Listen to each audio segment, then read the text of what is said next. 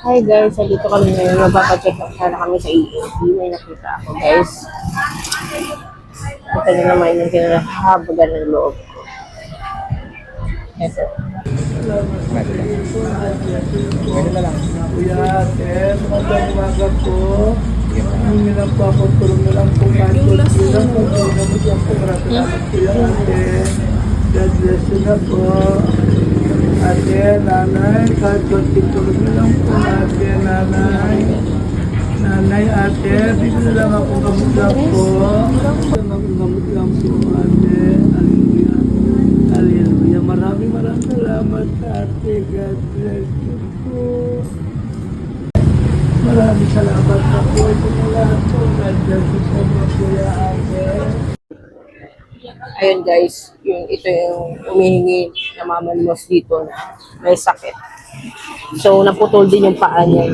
Tulad ko. Pero siya kasi, yung isang papa niya, kailangan putulin kasi diabetic siya guys. So, kahit tapos pala din ako, binigyan ko siya ng 1,000 para kahit papaano makatulong sa pagpapagamot niya.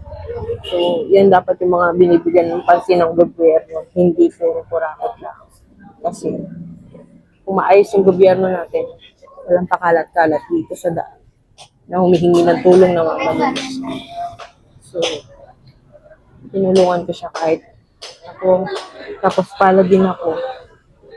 Pero yung puso ko talaga, parang pinupuro pag nakakakita ko ng mga ganun, may hingi ng tulong. Lalo na may kapansanan pa at walang kaya magtrabaho.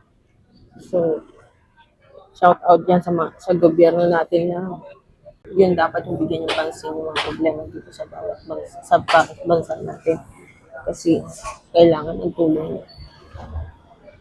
Maraming pakalat-kalat, maraming namamalinis, maraming hindi nakapag-aral dahil sa mga kakulangan ng suporta at pondo nyo. Yun lang.